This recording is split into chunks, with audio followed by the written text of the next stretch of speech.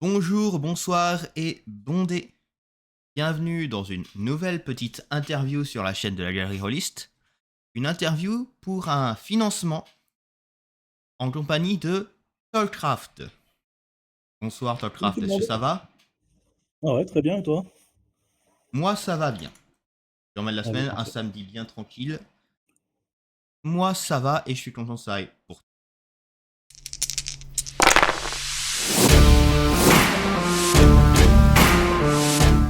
On va parler un peu de toi.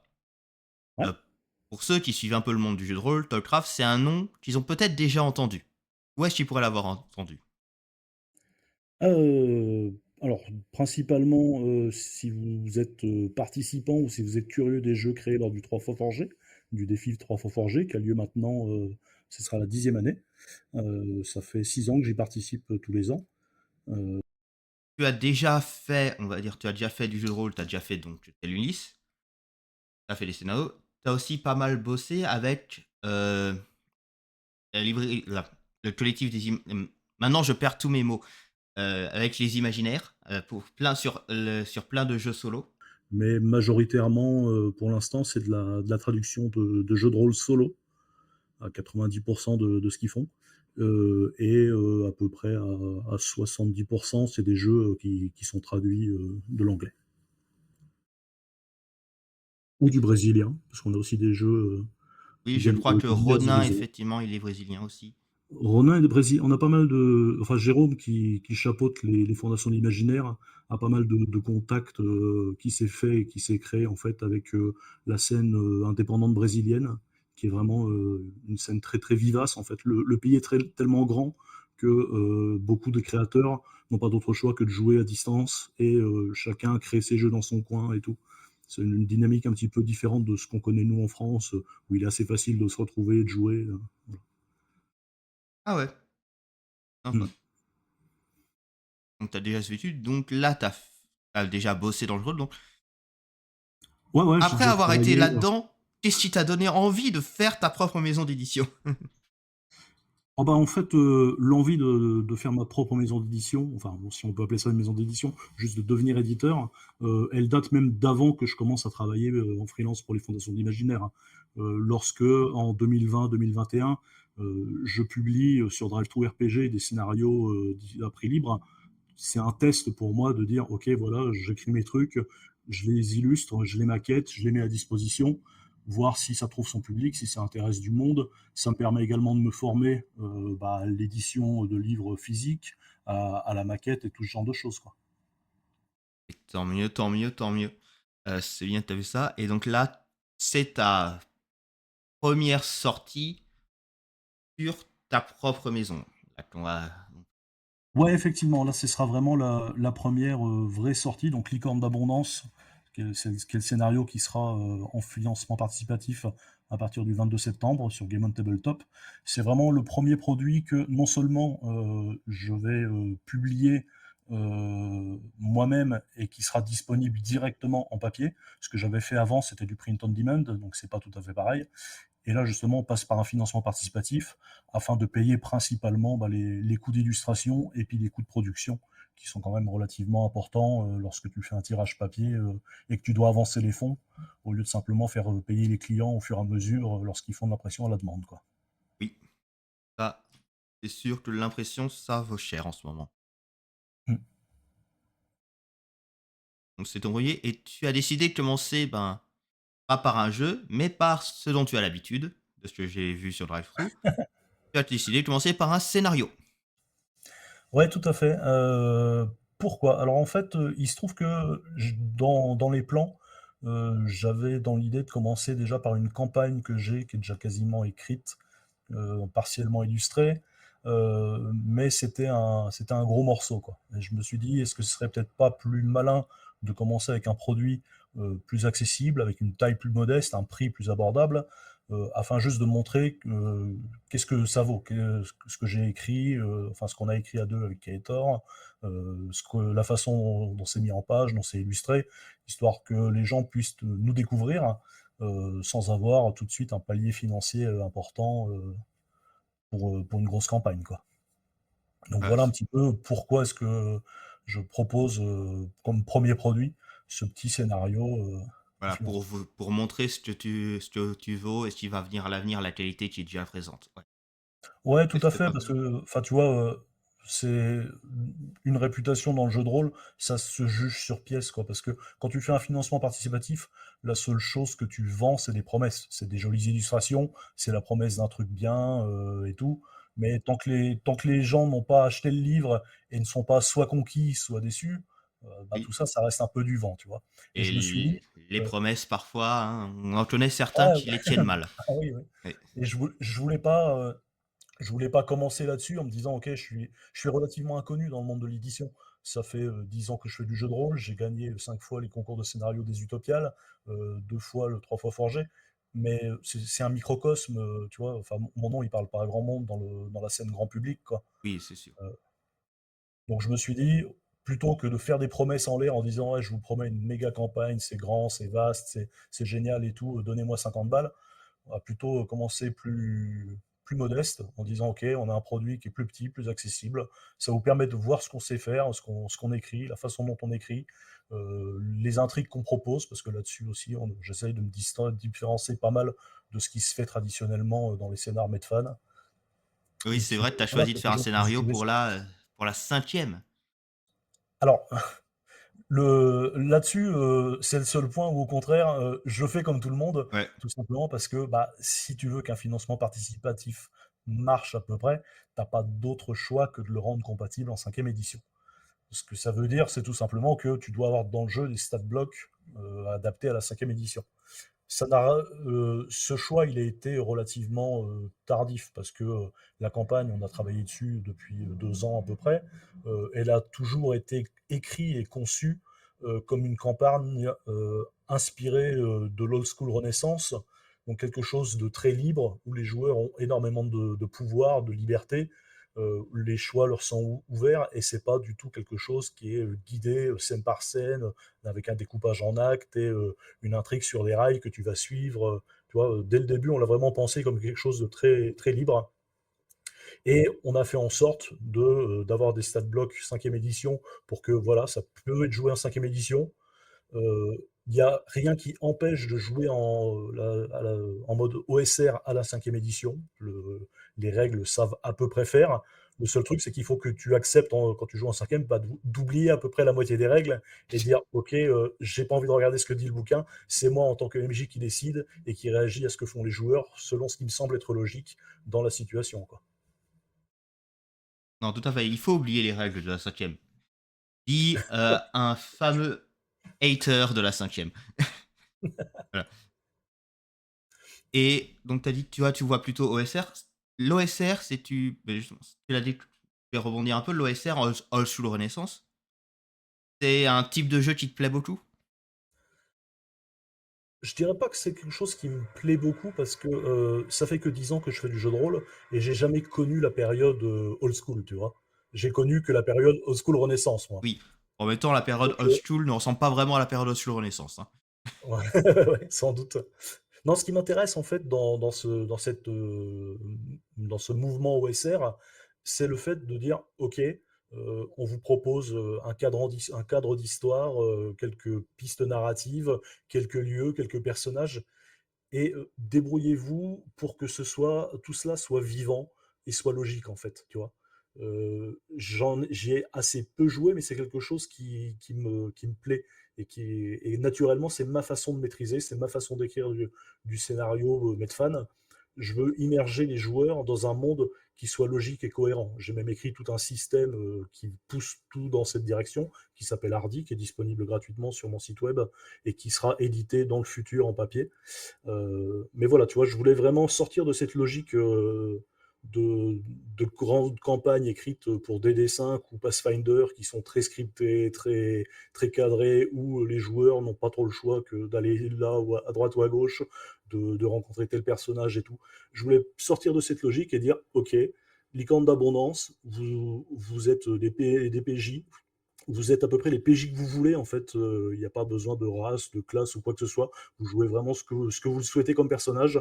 Vous pouvez vous connaître, vous pouvez ne pas vous connaître, c'est vous qui décidez. Le seul point commun, c'est que vous avez entendu parler d'une rumeur de licorne qui se trouve quelque part dans un petit village au fin fond d'une baronnie reculée, et vous y allez. Vous êtes intrigué et vous y allez. Et d'ailleurs, en tant que MJ, vous êtes invité à poser la question à vos joueurs, pourquoi est-ce que vous y allez? Qu'est-ce qui t'intéresse, toi, en tant que joueur ou personnage, dans cette histoire de licorne? Et chacun va pouvoir dire, bah, moi, c'est pour voir une bête mythique, moi, c'est pour la capturer parce qu'il y a sans doute de la thune à se faire.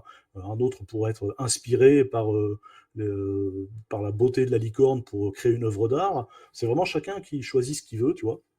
Et grosso modo, les joueurs arrivent sur place, dans un village, et puis à partir de ce moment-là, ils sont libres. Il y a le village, il y a quelques lieux environnants, une galerie d'une vingtaine de PNJ qui ont tous, ils sont tous écrits avec des buts, une vision de voir une façon de voir les choses, des secrets. Et puis c'est à peu près tout en fait. Tu vois, Voilà. tu es entièrement libre de causer à qui tu veux, comme tu veux, dans l'ordre que tu veux, pour les raisons que tu veux. Il n'y a aucun moment, il y a un découpage qui va t'imposer de faire ceci ou cela, quoi.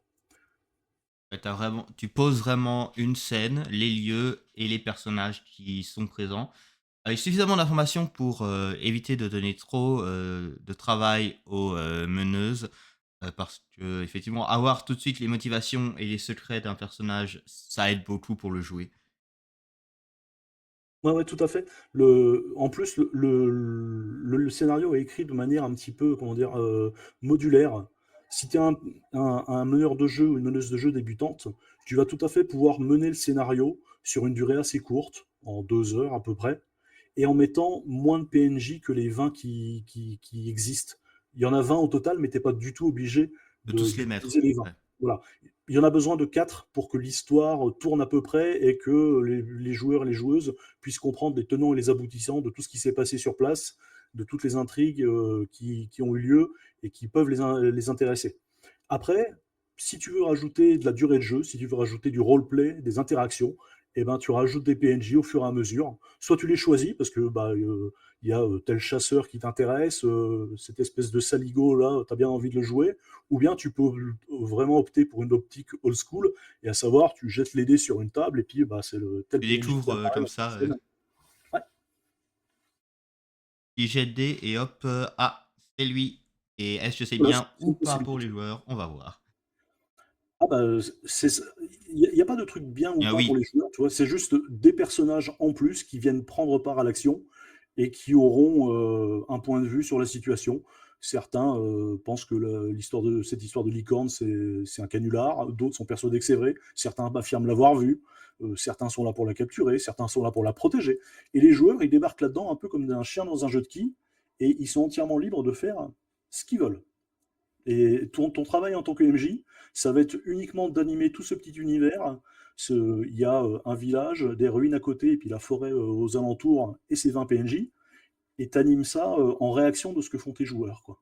C'est à peu près tout ce que tu as à faire. Tu peux décider que certains PNJ font des actions de leur côté, parce que ceux qui sont venus pour chasser la licorne, bah, ils vont sans doute arpenter les bois dans l'espoir de la trouver, certains vont poser des pièges, certains vont chasser à l'affût. Voilà. tous les buissons du coin sont occupés par un chasseur. Voilà, chacun a son buisson attitré. Alors la forêt est grande. Ouais, la blague. Eh bien, puisque tu parles du scénario, parlons un peu du processus d'écriture. Et notamment, qu'est-ce qui est venu en premier? L'idée du scénario ou le jeu de mots du titre? Non, non, c'est l'idée du scénario. En fait, c'est un scénario qu'on a écrit à 2 avec Kaetor, qui est, quelqu'un que j'ai rencontré à Octogone. En fait, j'avais une petite table sur l'espace Laforge en 2023, et je présentais Hardy, en présentant mon système et puis les scénarios que j'avais à disposition, gratuitement comme ça, pour vous montrer un petit peu ce que je faisais, histoire de me faire connaître et puis de dire aux gens: «Bah, téléchargez-les, ils sont gratuits. Si ça vous plaît, vous pouvez me donner un peu de sous, mais c'est pas obligé».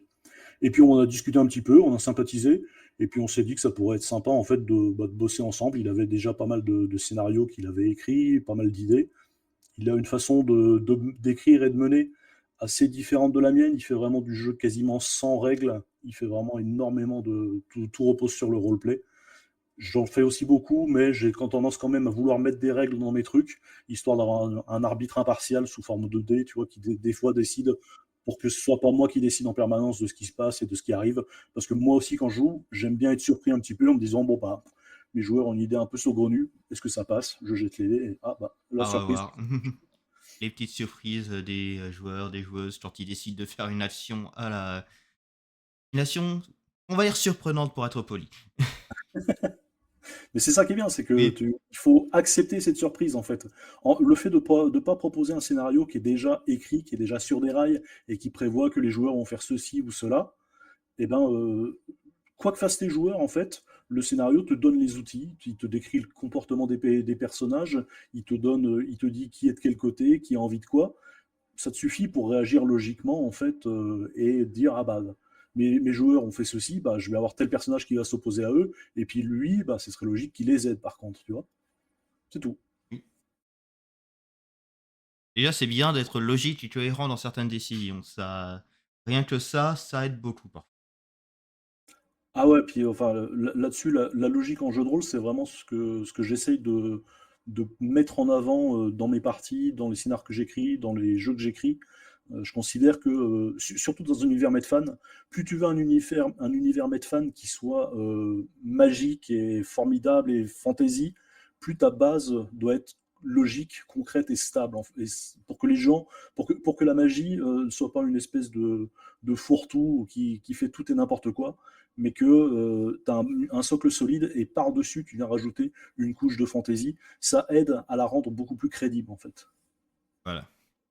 C'est toujours compliqué de rendre un univers de fantasy crédible.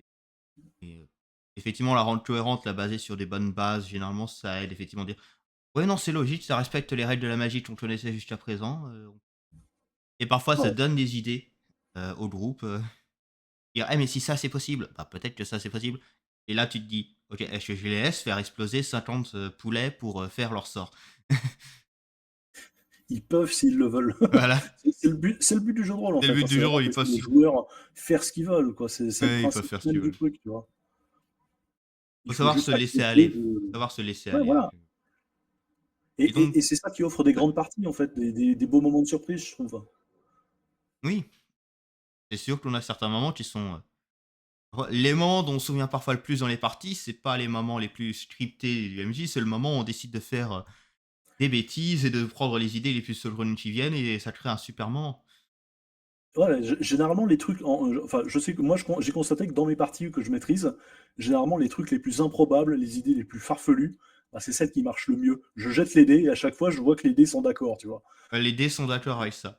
Ah bah ouais, moi je considère qu'à partir du moment où les dés sont d'accord, c'est que l'idée était forcément géniale, mais pour farfelu qu'elle semblait au début. Du moment où ça marche, c'était pas si farfelu. Voilà. L'important, c'est ça ait marché. Et donc, tu as écrit ça avec Ketor. Avec toi. Comment ça s'est passé la collaboration? C'est vous écriviez tous les deux ensemble ou vous étiez chacun de votre côté, vous vous discutez de temps en temps. Ah moi j'ai fait ça, moi j'ai fait. Comment ça se passait? Alors là-dessus, sur cette aventure en particulier, on a en fait commencé à poser les bases du scénario ensemble, donc à réfléchir à l'histoire, aux personnages qui seraient présents au lieu. On a fait ça avec un tableau blanc en fait, hein, tout simplement, en essayant d'équilibrer un petit peu tout ça. Et puis Kaetor a fait le premier jet de la rédaction, et puis je suis repassé dessus pour retravailler ce qui me semblait nécessaire.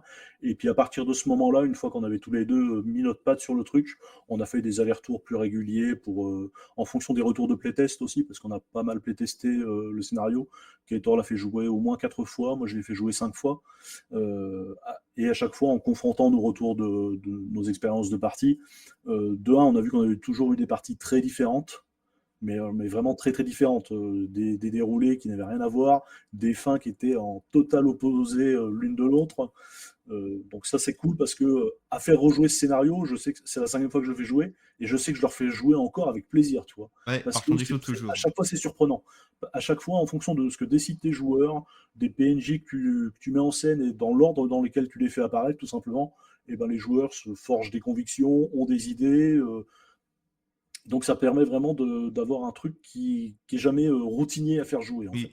Mais Et ça du c'est vraiment moment que ton scénario n'est pas sur des rails ou que tu acceptes facilement de dérailler, tu peux jouer le même module avec 2 groupes différents, tu auras parfois aucune chose similaire. ouais, ouais, Et complètement. c'est ça aussi une des vraies beautés du jeu de rôle. Moi, j'ai bien vu une fois, j'ai fait jouer un scénario. Il y a pas mal de scénarios quand j'ai fait jouer plusieurs fois parce que je suis en convention ou en découverte pour des jeux. Donc, et à chaque fois, je sais, c'est différent, c'est un jeu, c'est différent. Même si Ouais. parfois il y a des similaires. Je veux dire, par exemple, à chaque fois que j'ai joué à Moss Ritter, je sais pas pourquoi, il y a toujours un incendie à un moment. Il y a toujours quelqu'un qui met le feu à quelque chose à un moment. Je sais pas pourquoi. Alors, j'ai joué à Moss Ritter, ça m'est pas arrivé. Ça vient de toi. Je sais pas si c'est moi, c'est que je suis en tant que joueur, en tant que MJ, à chaque fois que j'ai joué, effectivement, il y a eu du feu à un moment.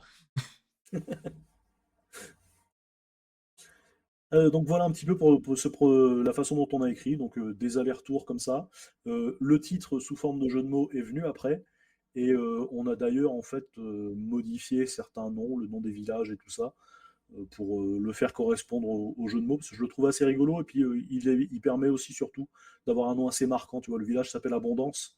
Il y a Ouais. une raison au fait qu'il s'appelle Abondance, c'est vraiment une espèce de pays de cocagne où la végétation est luxuriante, les arbres sont chargés de fruits et tout, alors que le reste de la région l'est pas tant que ça. Tu vois, c'est Bah, une sorte ça change vraiment du d'aberration. reste de la région, donc Voilà, on le note bien dans le ouais, nom. complètement. Ouais. C'est pas un secret, c'est une des premières choses qu'annonce le scénario lorsque les joueurs débarquent sur place, c'est que vous constatez qu'effectivement, la région est vraiment abondante, au point que c'en est surprenant. Et Ouais. évidemment, bah, il y a sans doute des explications et des secrets à découvrir à ce sujet-là, quoi. Moi, je vais bien savoir, comme tu as dit, vous avez fait des playtests, c'est là, donc 9, 5 et 4.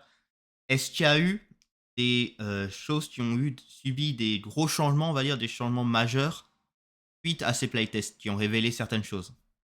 Est-ce qu'il y a eu un moment où tu dis, ok, ça, il faut qu'on le change? Alors, des gros changements, non, parce que maintenant, enfin, je commence à avoir pas mal d'expérience. Ça fait quasiment 10 ans que j'écris des scénars, et enfin des scénars qui ont été jugés dans les concours et tout. Et j'ai eu alors je vais pas me mettre au niveau de Tristan Lhomme, j'ai pas non plus son expérience. Ah, ça Tu vois, va.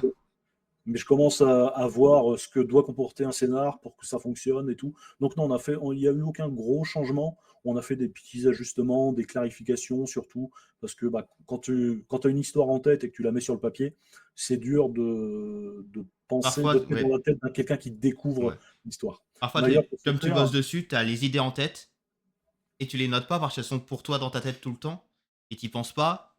Et après, tu découvres et les joueurs, ils te posent la question, quoi.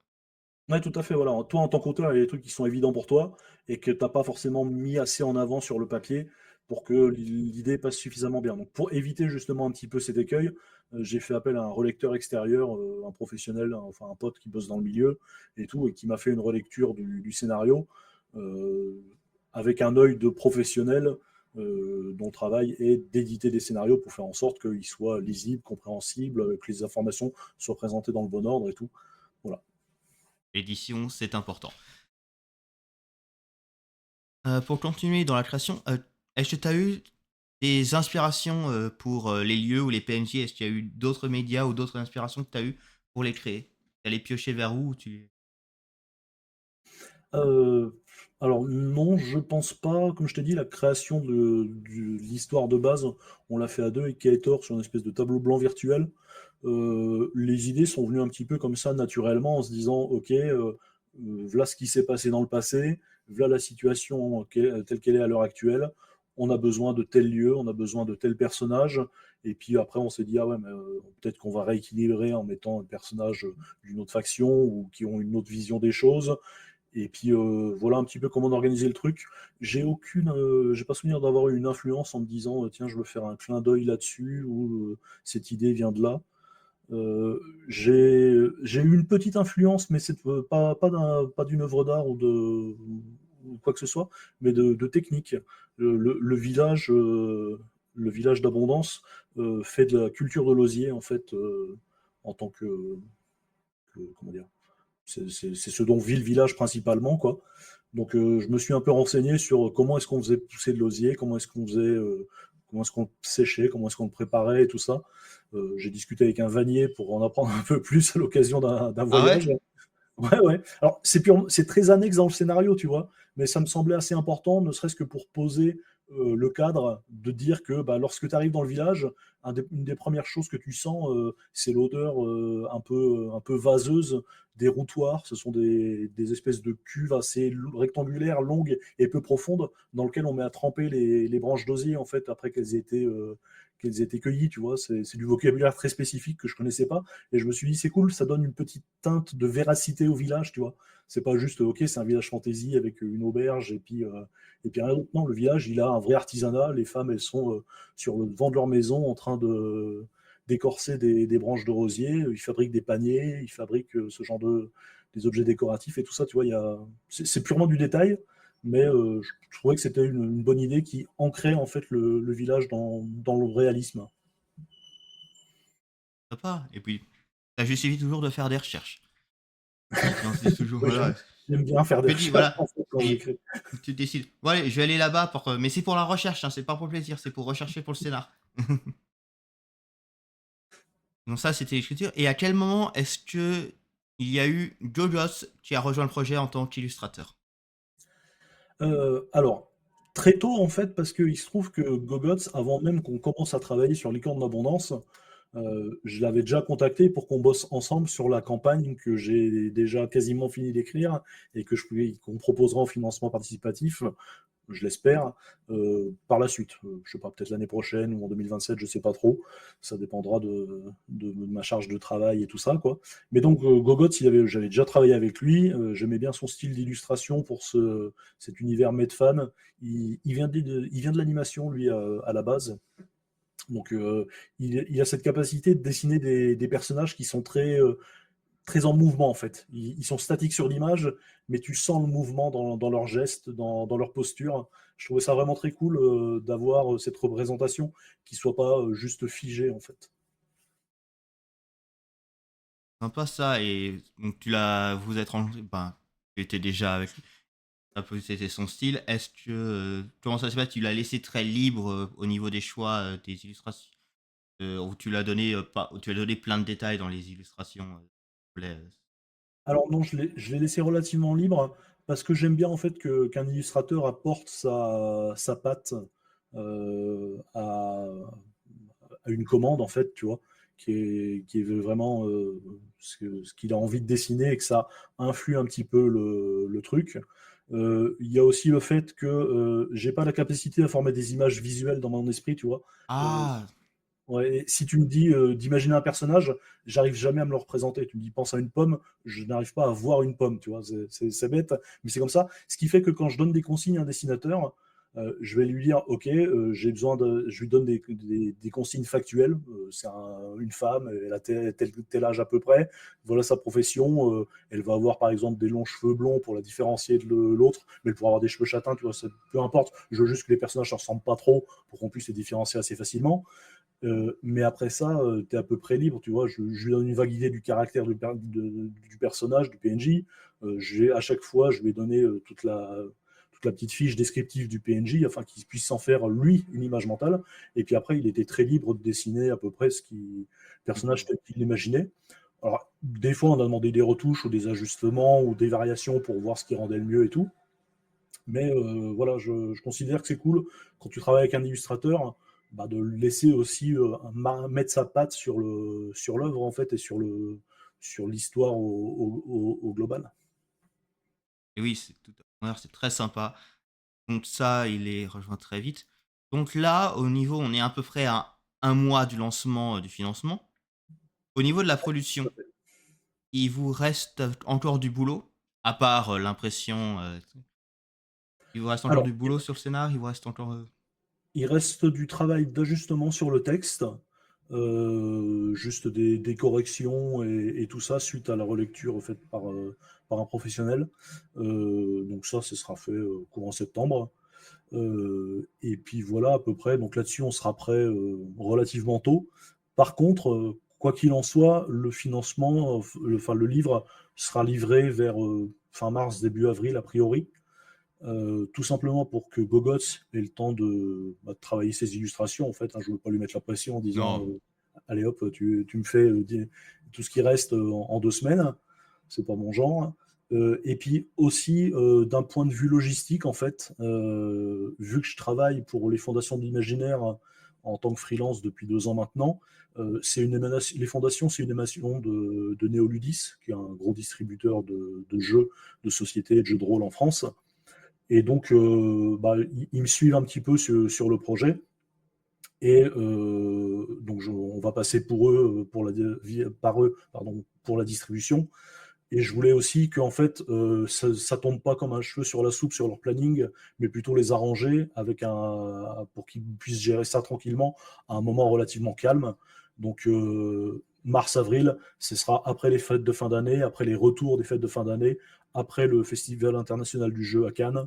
Donc, ce sera une période un petit peu plus calme pour eux, où ils pourront gérer ça plus tranquillement, quoi. Donc, ça tombait bien, tu vois, ça laisse du temps à l'illustrateur, ça nous laisse du temps, nous aussi, même si le texte est fait, j'ai toute la maquette à faire. Alors, ça sera fait. C'est devenu mon métier de facto, de faire des maquettes, hein. Donc là-dessus, je prendrai un grand plaisir à maqueter pour une fois mon propre travail, mon propre Mmh. texte, au lieu de maqueter celui des autres, avec des super illustrations de gogots en plus. Et puis voilà, donc je pense que d'un point de vue production, on devrait être prêt à la fin de l'année, mais on va pas rusher le truc. Je préfère annoncer une date en avril et m'y tenir, plutôt que de vous dire, voilà, je vous livre dans 2 mois, et puis finalement, les plannings sont chargés. C'est pareil pour le planning de l'imprimeur, il faut prévoir un petit peu en De fonction. voir en avance pour être sûr. Ouais. Ah ouais, ouais, les fins d'année, généralement, tout ça, c'est les calendriers. Donc pour les imprimeurs, c'est des périodes assez remplies aussi. Et donc, tu es devenu principalement maquettiste. Je vais rebondir dessus parce que moi, je trouve qu'on devrait en parler plus souvent des maquettes de jeux de certains. Heu, comment t'es entré comment t'es entré là-dedans, on va dire? Comment t'es entré à faire des maquettes? Tout simplement parce que j'avais envie de mettre en valeur mes textes. En 2015, ouais, j'ai écrit mon 1er scénario, qui s'appelait Un prophète, et que sur les conseils d'un pote, j'ai présenté au concours de scénario des Utopiales. Et je me suis dit: tant qu'à écrire un scénario, autant essayer d'en faire un truc qui soit un peu joli et mis en page. Donc j'ai fait ça sous Word à l'époque. J'ai bataillé avec Word et puis je me Ah suis oui, dit: Word, c'est pas voilà. Au début, je connaissais que ça, donc c'était pas top. Je me suis dit: «Bon, je vais me former sur Scribus», qui est un logiciel, open source de mise en page. Donc je me suis formé sur Scribus, ça n'a pas été forcément très, très facile, et puis Scribus avait quelques petits défauts qui, je crois, à l'heure actuelle, ça a été un peu comblé. Mais bref, mais toujours est-il que le travail de mise en page, c'est quelque chose qui m'a plu. Alors, il faut savoir que c'est une tâche assez spéciale, parce que c'est un travail qui demande une très grande rigueur, en fait.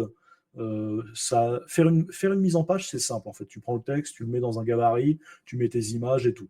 Faire une bonne mise en page qui soit juste d'un point de vue orthotypographique, qui soit élégante à lire, où il n'y ait pas de mots coupés au mauvais endroit, où tu n'aies pas des 2 points qui commencent au début d'une ligne, où tu n'aies pas des orphelins ou des veuves par-ci et par-là, ça demande une très grande rigueur, hein. Et il se trouvait que voilà, c'est quelque chose que j'appréciais de pouvoir, tu vois, mettre en forme comme ça réellement un texte que tu as écrit avec tes petits doigts, et d'en faire quelque chose, de le sublimer en fait, de lui donner plus de valeur par son aspect, par quelques photos, quelques illustrations que tu arrives à récupérer à droite à gauche, des trucs libres de droit, parce que tu commences comme ça, bien évidemment.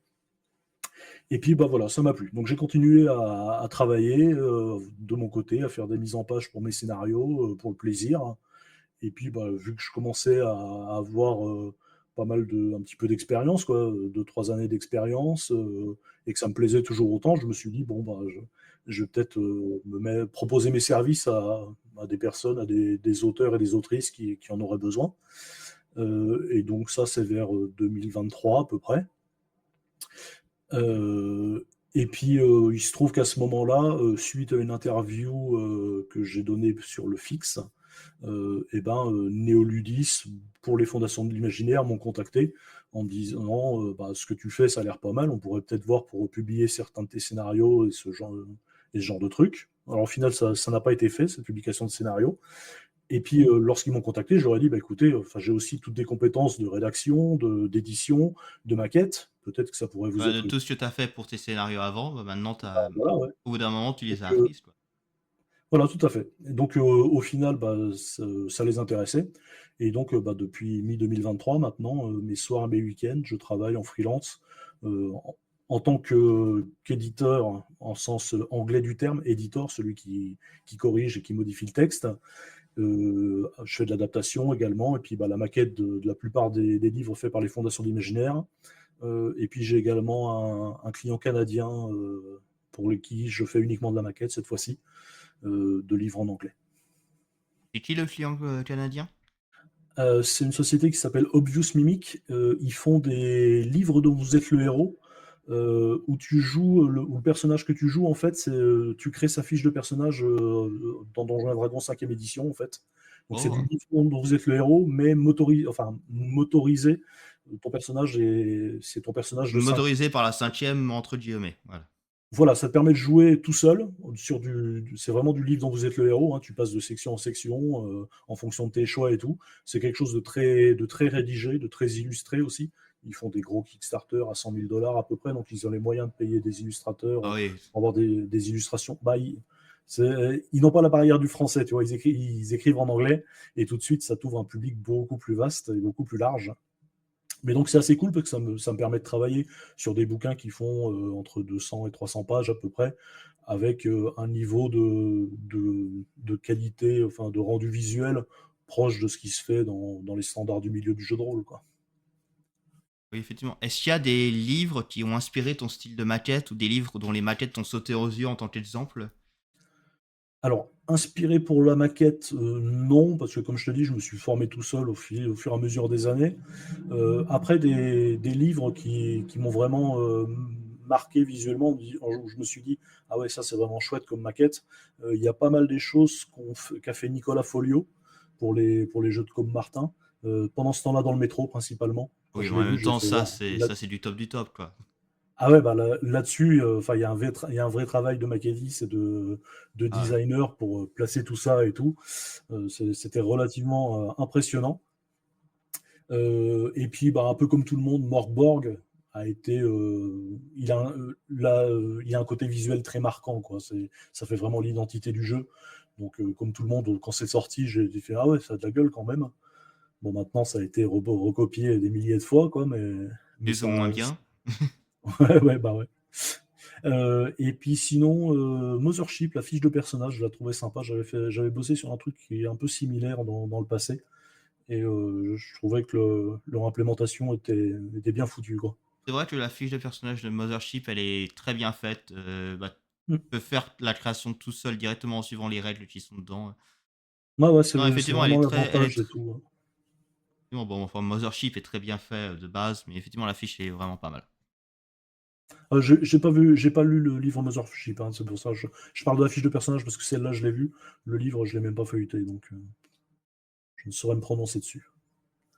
Donc voilà un petit peu c'est les dernières choses que j'ai vues en maquette qui m'ont un petit peu marqué, où je me suis dit, ah ouais, là, il y a du taf quand même. Ouais, c'est beau le taf. Moi, la dernière, pour donner ma truc qui m'a marqué récemment au niveau maquette, c'est Triangle Agency.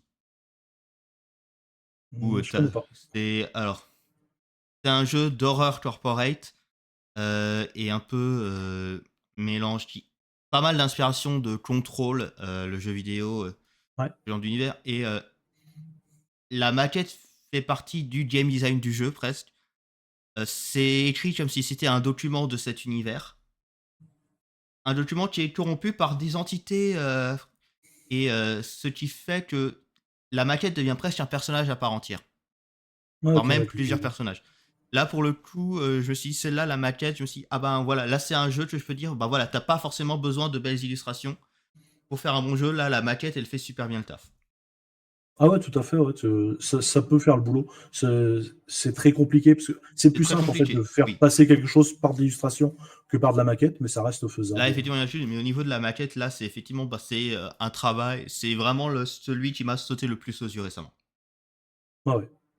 Un peu dans le même genre de maquette très marquante, il y a aussi Lacuna, qui est un vieux jeu qui doit difficilement être trouvable maintenant, mais l'univers du jeu périclite au fur et à mesure de la lecture, et à la fin, sur la fin du bouquin, il est plus lisible tellement la maquette part dans tous les sens, les textes se superposent et tout.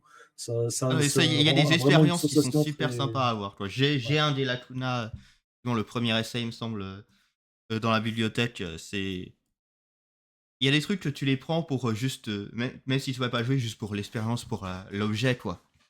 ouais, bah ouais. Et pour revenir un peu plus sur la licorne, donc, tu as dit que c'était principalement cinquième, mais ça peut être aussi avec de l'OSR. Est-ce que tu as des recommandations de jeux à part Donjons et Dragons sur lesquels tu penses que le scénario marcherait bien? Bah, déjà, le mien, Hardy, Voilà.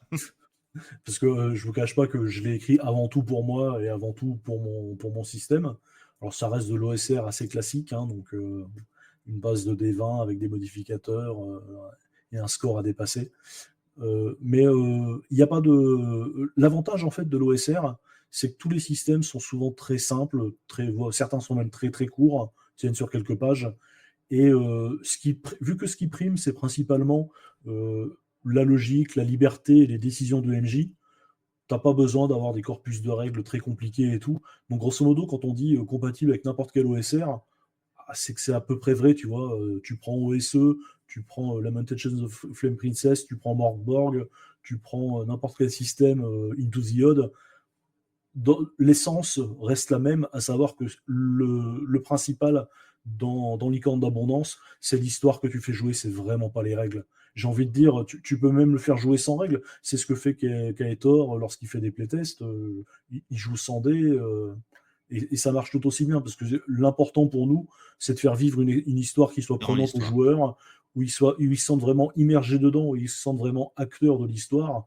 Que tu jettes des dés de 6, des dés de 20, que tu fasses des tests ou pas, j'ai envie de dire, peu importe, quoi. On a tous fait, je pense, des bonnes parties où on n'a quasiment jamais lancé les dés, et c'est pas ce qui était important dans Non, cette partie-là, tu vois. C'était l'ambiance, c'était de vivre le moment. Et j'ai envie de dire, je préfère ça plutôt que des parties où tu dégaines les dés toutes les 30 secondes avec des tours de combat interminables, et ce ah genre de non, ça trucs. c'est pas drôle. Ça, Bah voilà. Donc non, pas vraiment de système à recommander, mais si vous êtes intéressé pour avoir un système OSR qui mette en avant une sorte de base un petit peu réaliste et d'univers fantasy, mais terre à terre et logique, jetez un œil à Hardy, c'est disponible sur mon site web dandrobat.fr. voilà. Et donc, qu'est-ce que tu conseilles aux futures meneuses de ton jeu pour mener un sandbox? Contrairement à la plupart des scénarios sur HAL qui existent pour la cinquième. Euh, déjà, techniquement, Licorne d'Abondance, on l'appelle sandbox parce que les joueurs ils sont très libres, mais c'est vraiment un micro sandbox. Il n'y a pas de carte en hexagone et tout. Et s'il devait y avoir des hexagones, il y en aurait grosso modo trois. Tu vois, Ouais, et vraiment, c'est pas grave. c'est des petits hexagones, quoi. Ils sont vraiment l'un à côté de l'autre, hein. Donc, le principal, en fait, je pense, comme je l'ai déjà dit, c'est de rendre l'univers vivant et crédible, donc avec des personnages qui ont des raisons d'être là, qui ont des raisons de faire ce qu'ils font, qui ont des envies et des choses qu'ils n'aiment pas faire, et puis de tout simplement laisser les joueurs agir là-dedans et de faire réagir le monde de manière très logique en fait. Si vous énervez quelqu'un, bah, il va pas être content avec vous, il va plus vous parler, il risque, et si vous poussez le bouchon trop loin, eh bien, il va aller voir ses potes pour, euh, pour trouver, enfin, pour se faire des alliés, tu vois, ce genre de truc, voire vous faire des coups dans le dos. C'est vraiment, il n'y a pas de, comment dire, il y a pas de formule magique pour mener un scénario très libre. Soyez juste logique, prenez des décisions en tant que meneuse ou meneur de jeu, ayez confiance en ce que vous pensez, en ce que vous dites, et puis à partir de ce moment-là, tout se déroulera plutôt bien. Alors, je sais que c'est facile à dire comme ça, et que quand on est MJ débutant, on peut peut-être se dire ah ouais, mais moi je sais pas comment réagir dans telle ou telle situation, il y a trop de possibilités, ça fait peur. Donc pour essayer de rassurer un petit peu des meneuses et des meneurs de jeux débutants, on a une dizaine de pages dans Licorne d'Abondance qui sont dédiées en fait à explorer un petit peu toutes les voies que peut proposer le scénario, les réactions de tel ou tel personnage à telle ou telle situation. c'est pas un guide à suivre à la lettre, c'est vraiment placé à la fin après le scénario, en fait, vraiment en annexe presque. C'est juste si vous vous dites, ok, je sais pas trop comment tel ou tel personnage pourrait agir ou sur quoi telle ou telle situation pourrait déboucher. Et ben, on a un petit guide qui liste un petit peu toutes les situations, tous les personnages et qui va vous proposer des pistes en fonction de comment dire, de ce qu'auront fait les personnages ou de ce qu'ils ont envie, histoire de vous guider un petit peu, de vous proposer des orientations, des directions d'histoire possibles, voire même de comment continuer ce scénario une fois qu'il est terminé et embrayer sur une campagne, parce que c'est un peu comme ça que j'envisage le jeu de rôle en campagne.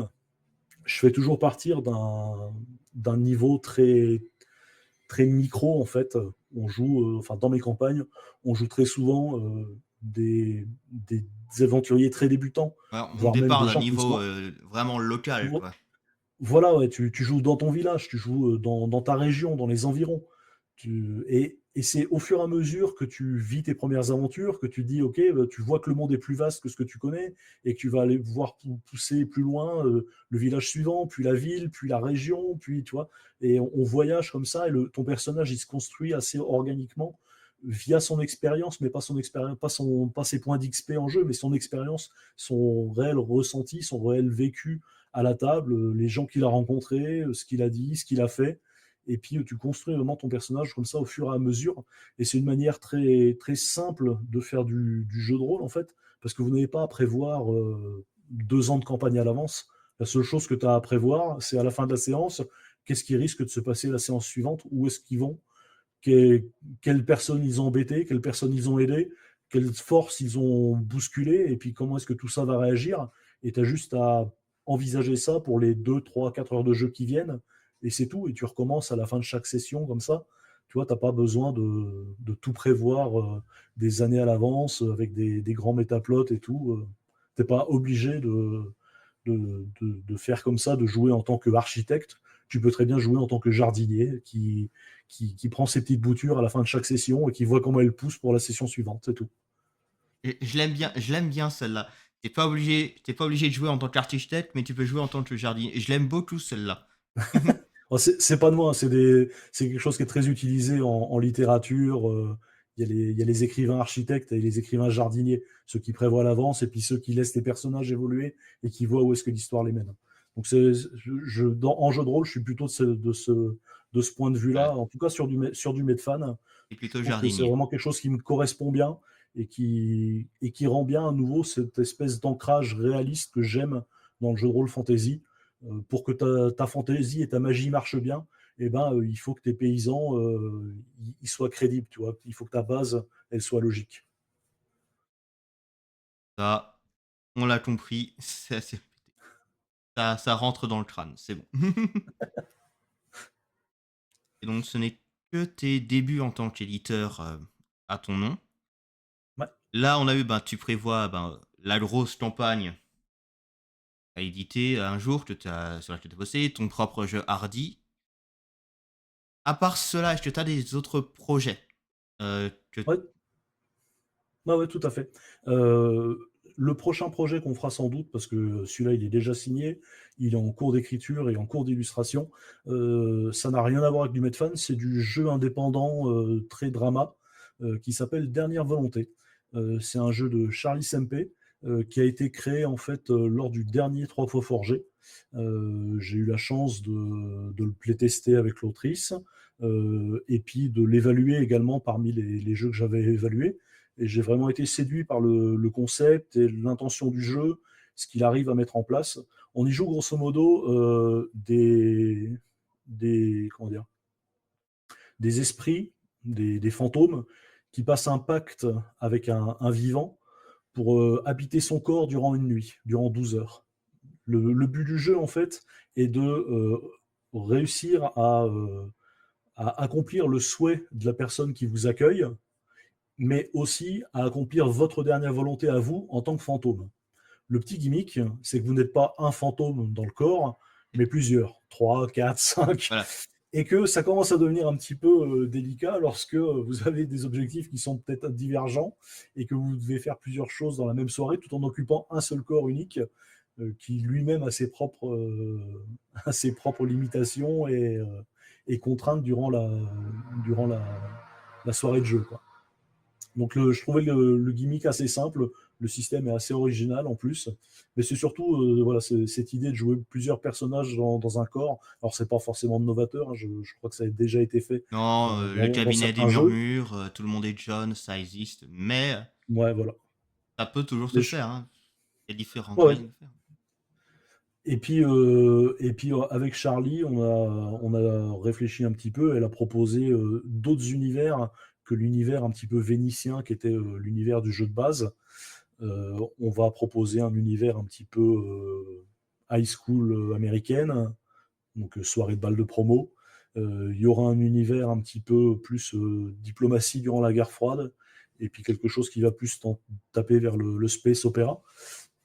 Donc voilà, quelque chose des univers très variés, mais qui vont toujours garder cette même intention de jeu de vous êtes plusieurs fantômes dans un seul corps, et il va falloir trouver le moyen d'accomplir le vœu de la personne qui vous accueille et votre dernière volonté propre. Et dans différents jeux, bah oui, autant développer maintenant que c'est plus le 3 fois forgé, qui est quand même assez limité en tant que créateur. Là, on peut vraiment développer. Ah oui, tout à fait, ouais, c'est c'est un peu le but de proposer quelque chose d'un peu plus varié que l'univers vénitien est très bien pour une première approche, parce qu'il est très cliché, on l'a tous en tête, tu vois. Oui. Le, le carnaval de Venise, ça parle à tout le monde, et tu vois tout de suite le type de personnage qu'il va y avoir, le type de personnage que tu peux jouer, et les situations de jeu que tu vas rencontrer. Et c'est cool, je trouve, de proposer une version plus complète du jeu qui étoffe l'univers et les cadres de jeu possibles, quoi. Oui, mais ça a l'air. Moi, bon, après, moi, j'aime bien les jeux indépendants drama comme ça, donc là, ouais. Et donc là, une petite rencontre au détour d'avoir lu les 3 fois forgés. Donc tes propres jeux, bah, ça fait déjà quelque chose. En Pour un peu plus souvent, en tant qu'éditeur, qu'est-ce que tu vas proposer aux autrices pour qu'ils viennent chez toi? Bah, pour l'instant, enfin, vu que c'est vraiment le début, je me suis juste contenté d'approcher Voilà. certains auteurs et autrices dont j'ai apprécié le travail en disant coucou, je me lance dans l'édition, est-ce que ça te dirait d'être édité? On travaille ensemble sur le jeu, on organise le financement, des illustrations et tout ça. Et puis voilà quoi. Donc pour l'instant, ça se fait de manière très organique, tu vois. C'est juste la discussion. Bah, pour l'instant, c'est juste la session, c'est les À- débuts. Ouais, voilà, ouais. Alors après, je travaille de manière quand même très sérieuse et très cadrée, hein. Il y a un contrat d'édition et tout, avec des droits qui sont bel et bien cadrés et tout ça, quoi. J'espère. Sinon, ça fait pas Oui, sérieux, ça, monsieur. d'ailleurs, hein, c'est un conseil à toutes les personnes qui souhaitent se faire éditer, exigez un contrat de la part de votre éditeur. Si votre éditeur ne vous propose pas de contrat, c'est très mauvais signe. Et après, il faut le lire, ce contrat. Ah oui, oui, il faut le lire avec attention, il ne faut pas hésiter à y demander des modifications s'il y a des choses qui vous semblent anormales ou excessives ou au contraire trop basses. Voilà. Mais super, là, on va faire quelques questions un peu plus générales sur toi et les jeux de rôle. Bah, par exemple, bah, le jeu de rôle, donc, t'as découvert il y a 10 ans. Comment tu l'as découvert?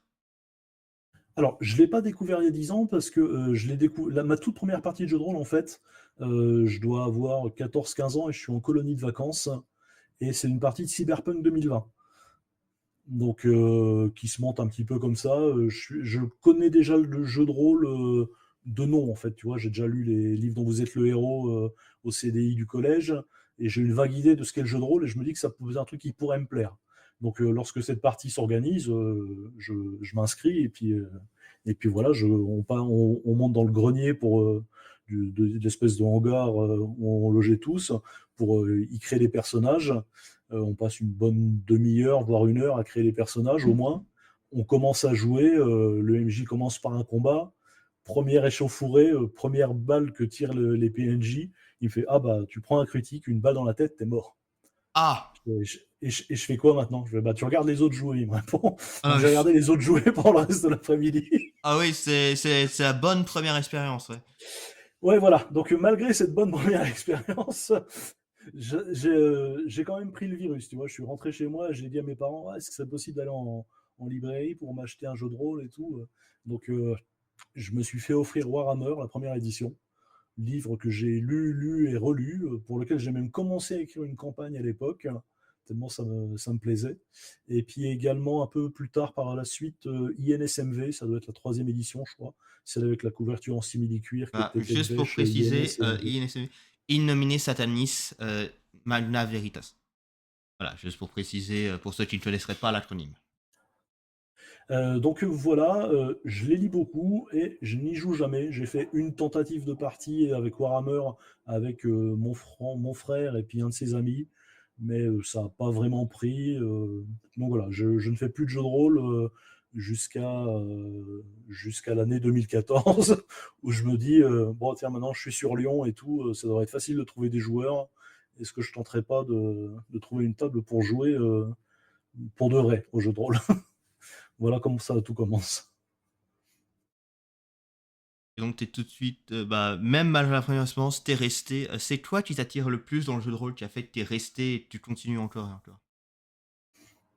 Je saurais pas trop, voilà, sans doute le fait de pouvoir vivre un peu des aventures comme ça, très variées et qui ne dépendent, que de l'imagination collective de la table, en fait.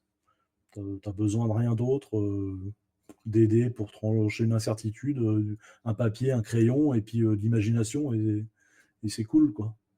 Ça permet vraiment de faire ce que tu veux. Enfin, je pense que c'est ce qu'on trouve tous dans le jeu de rôle, en fait. Et c'est vrai, c'est un bel attrait de ça. C'est, comme je jouais à l'école dans la cour de collège, sauf que cette fois-ci, il y a des vraies règles. Et si tu avais un conseil, rôliste à donner, que ce soit pour, MJ ou que ce soit pour, joueurs-joueuses, ce serait quoi le conseil que tu aimerais donner aux gens? Heu, un conseil? Non, là, j'ai rien qui me vient. À part peut-être, le conseil que je donnerais aux gens, c'est aux gens qui ne sont pas rôlistes, c'est de leur dire: «Essayez le jeu de rôle». Ça a l'air, un petit peu, ridicule, peut-être que ça ne vous parle pas comme ça sur le papier lorsqu'on vous explique le truc, mais lorsque vous y jouerez, il y a des chances que ça vous plaise de par la liberté que ça offre et puis, non seulement c'est quelque chose qui potentiellement va vous plaire, hein, d'un point de vue ludique, mais c'est aussi surtout quelque chose qui est extrêmement, formateur et extrêmement, important d'un point de vue du développement personnel, du fait d'apprendre à prendre la parole, à parler, à d'autres personnes, à séquencer les tours de parole lorsqu'on est meneur de jeu, à calmer une discussion ou à contraire à poser une ambiance avec le ton de sa voix, à rythmer le rythme de parole, tu vois?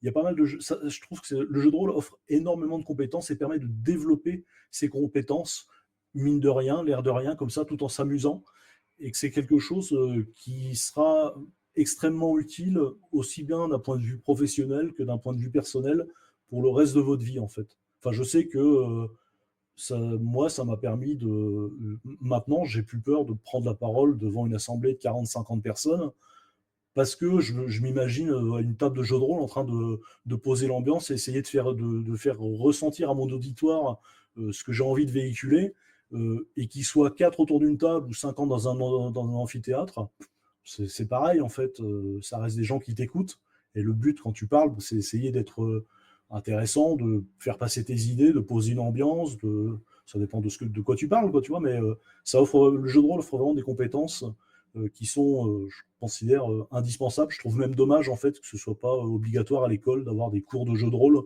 Ce serait bien plus utile que pas mal de trucs, qu'on te force à apprendre et ce serait, voilà, bien plus utile pour, tout le reste de ta vie, d'un point de vue personnel, comme d'un point de vue professionnel, quoi.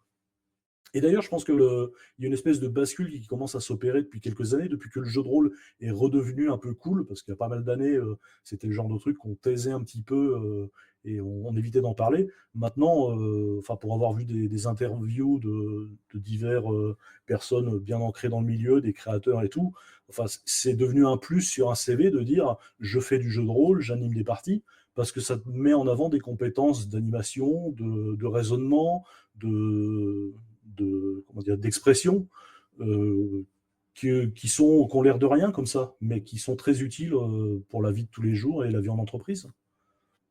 Mais moi, je n'arrive toujours pas à convaincre mes chefs de me laisser utiliser Cryptomancien pour renseigner la sécurité informatique. Alors que le jeu est fait pour. Ouais, mais bon, je pense qu'ils comprennent que c'est plus pour le plaisir que pour le boulot. Le jeu de rôle devrait envahir tout le monde, voilà. Oui, c'est vrai. Faut infecter tout le monde avec ça. Et là, les rôlistes contrôleront le monde, ce que tous les rôlistes essaient de faire. En Ah, secret. le plan secret. Est-ce que tu as un ou des jeux qui t'ont marqué récemment? Les grosses surprises ou les gros coups de cœur?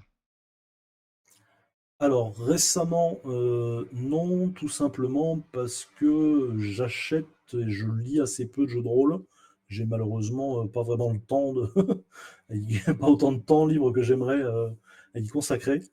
Heu récemment, non, je saurais pas vraiment te dire.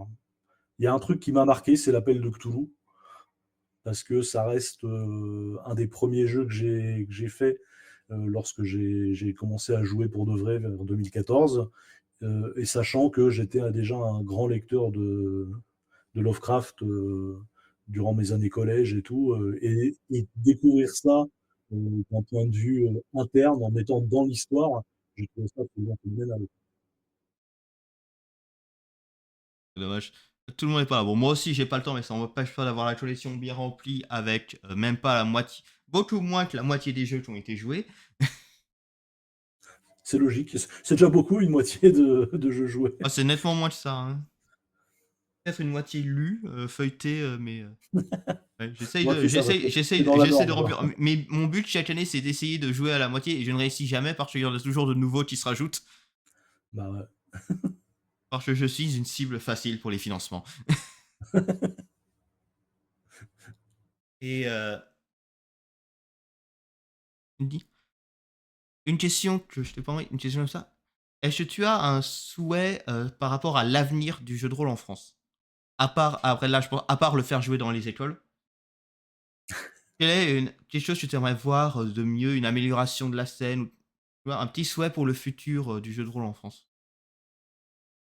Non, pas vraiment de souhait. Enfin, je trouve que c'est cool que le jeu de rôle soit redevenu un peu tendance, tu vois? Et que, on n'ait plus à se cacher ou qu'on ait plus forcément avoir honte de dire, «Ouais, les week-ends, je fais du jeu de rôle avec mes potes», mais de pouvoir dire, «Oui, monsieur le recruteur, je fais du jeu de rôle, j'ai des capacités à animer toute une table de 20 personnes», tu vois?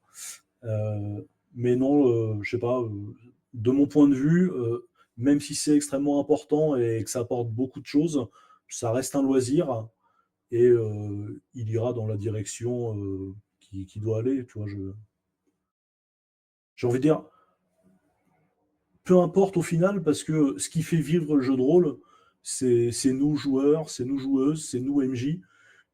Et à partir du moment où, tu as toujours trois quatre potes, disposés à jouer, bah, tu vois, le jeu de rôle, il continuera à vivre à ta table, même si, ça passe de mode, même si, on tombe dans une nouvelle, comment dire? Période, de doute, face au satanisme présumé qu'engendre le jeu de rôle, Ah oui, ça, c'est le satanisme, c'est des fausses promesses.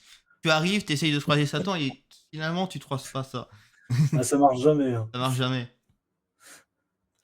Vraiment, publicité mensongère, hein. Et pour finir, on va sortir de jeu de rôle, mais en dehors du jeu de rôle, est-ce que tu as une petite recommandation type série, film, musique, livre, etc., que tu aimerais partager? Quelque chose de récent ou ça peut Pas être forcément quelque éventuellement. chose de récent. Oh, il y en a des milliers, hein. Ce que j'aime, un truc assez récent que j'ai lu et dont l'adaptation télé commence à être diffusée sur Apple TV, si je dis pas de bêtises. C'est Journal d'un assassin, A Murder About Diaries en anglais. Oui, il me semble que c'est Apple, ouais, qui font ça. Voilà. Alors, j'ai pas regardé la série encore, je le ferai sans doute, mais j'ai vraiment beaucoup aimé les bouquins, non seulement par leur ton un petit peu sarcastique, mais surtout leur écriture qui est vraiment, enfin, quand vous lisez des novellas, parce que souvent des novellas, il y a un roman, mais la plupart des trucs sont des histoires assez courtes, c'est vraiment cadencé et rythmé comme un épisode de série télé.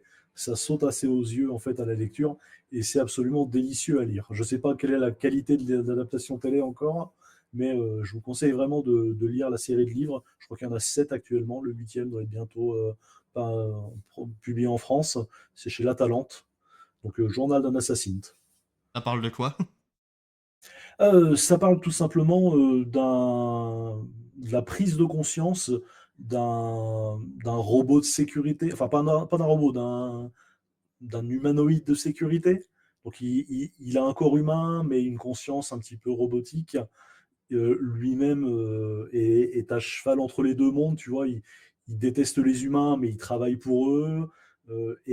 Alors que tous ses congénères sont endoctrinés avec des programmes à suivre et des protocoles, lui a réussi à pirater son propre code et est libre, en fait. Mais il doit faire semblant d'être un petit peu comme les autres pour pas se retrouver dans des gros ennuis. Mais grosso modo, il se retrouve à protéger ces stupides humains qui se mettent toujours dans des situations improbables, alors que la seule chose qu'il adore faire, c'est regarder en boucle des rediffusions de ses telenovelas favorites du futur, quoi. C'est un ton très sarcastique et vraiment très drôle, avec un humour pince sans rire et un regard sur nous, humains, d'un point de vue un peu externe. Je pense que c'est une excellente lecture si vous avez envie de faire jouer du Eclipse Phase. Ça peut vraiment vous donner un point de vue de comment jouer ou interpréter un être qui n'est pas, pas humain biologique, en fait, à la base. Son point de vue est vraiment bien détaillé dans les livres. Et je trouve que c'est sans doute une lecture très recommandée si vous aimez Eclipse Phase. Ouais. Ça m'a déjà été recommandé, bah là je vais le rajouter encore plus dans la liste à lire. Je le Ouais, ouais, à lire, en plus, c'est vraiment un plaisir. Les novellas se dévorent. Donc voilà. fais des achats en plus, livres, remplis la bibliothèque avec d'autres choses et ça fait toujours plaisir. Écoute, merci d'être venu. Bah, merci pour l'accueil. Licorne d'abondance, ça a l'air très sympa. Hâte de voir ce que ça va donner comme aventure. Moi, voilà. Moi, je suis feignant, j'aime bien avoir des choses toutes faites pour pouvoir faire jouer d'un seul coup quand j'ai rien préparé de la semaine. Ah, mais tu pourras le faire jouer sans Ouais. avoir rien préparé, hein, c'est Bah l'avantage du truc, justement, hein. hein. Voilà, c'est justement l'avantage de ça. Donc voilà, comme ça, j'ai oublié de faire quelque chose. Bon, bref, on va prendre ça. C'est parfois très sympa. Et encore une fois, Ouais, c'est sûr. merci pour la licorne d'abondance qui sera sur Game Tabletop Ouais, à partir du 22 septembre. du 22 septembre au 15 octobre, il y a pas d'early bird, donc il y a pas, nécessairement besoin de rusher le truc. Par contre, on aura une offre, comment dire? Une offre à tarif réduit pour les gens qui n'ont pas les moyens, mais qui aimeraient quand même pouvoir se procurer le livre. Il y aura une offre où le livre sera à 4 € au lieu de 24. Il n'y a pas de justificatif et tout. On vous demande juste de ne pas en abuser, de ne pas voir ça comme une bonne affaire, mais de vous demander si vous êtes légitime à ne pas prendre cette offre. Parce que si vous la prenez, bah, elle ne sera pas disponible à quelqu'un qui en aura peut-être plus besoin que vous. Bah, c'est les Mais voilà, offres limitées, celle-là. ouais, ouais, alors elle sera en nombre limité, bah, tout simplement pour une question économique, hein. Je ne peux pas non plus offrir tous les exemplaires du bouquin. Non, non. Mais grosso modo, on a 10% à peu près de la production qui devrait être à tarif réduit. Donc voilà. Et puis parmi les offres également qu'on propose, il y aura 5 offres qui permettent de faire illustrer un personnage d'après votre photo ou vos consignes. C'est Gogots qui s'en chargera. Donc il vous écoute ou bien il reprend votre photo pour illustrer des personnages qui sont déjà écrits. Donc vous avez un petit synopsis du personnage. Ça vous permettra d'être littéralement dans le livre si vous en avez envie. Et puis voilà un petit peu ce qu'on propose sur les offres du financement. Il y aura un late pledge qui va courir, sans doute, jusqu'à la fin de l'année, voire même début 2026. Il n'y a pas de raison de le clôturer, avant vu que, le livre, pendant que le livre est en cours de production, on peut laisser les gens, qui auraient loupé le bateau du financement, nous rejoindre et puis voilà. Oui, bah, encore plus de travail pour Glorious de faire des illustrations des gens, là, ça. Alors celles-là, elles sont prévues. Ouais, Elles étaient, dans le contrat de départ. Ce que je lui ai proposé également, c'est de lui dire, on peut ouvrir des slots de caricature. Donc ça, c'est vraiment les gens qui voudront que Gogos dessine leur caricature dans le style dans le de ce style de qu'il y la aura dans le licorne. livre. Celles-ci ne seront pas mises dans le livre, tout simplement pour des raisons de délai de production. En fait, Oui, Gogots les fera après. Par contre, elles pourront, si les personnes qui les commandent sont d'accord, elles pourront être mises à disposition dans les aides de jeu qui seront en téléchargement gratuit. Ça vous fera quelques personnages en plus pour illustrer et puis faire vivre des habitants qui n'auront qu'un prénom en fait dans le village, pas de rôle précis et tout. Mais ça pourra toujours être un moyen assez rigolo de faire rigoler vos potes en ayant votre propre représentation en tant que villageois du village d'Abondance. voilà. C'est le meilleur moyen pour que tes potes te disent: «Ah, je savais que t'avais une tête de villageois». Écoute, encore merci d'être venu. Comme dit, projet qui a l'air très sympathique, j'aime beaucoup. Hâte de voir ce que va donner la suite, la campagne, l'autre jeu de dernière volonté dont tu parles, qui moi me parle beaucoup, c'est typiquement le genre de jeu qui m'intéresse beaucoup. Ouais, Vraiment des projets intéressants. Hâte de voir ce que ça va donner par la suite. bon, Je te moi souhaite aussi. beaucoup de chance, pas que pour le financement, mais pour donc la nouvelle petite maison d'édition, on va dire. Merci. Je te dis bonne soirée. Peut-être à plus Merci à tard sur toi. une convention ou autre chose. Ouais, ciao, bonne soirée. Ciao.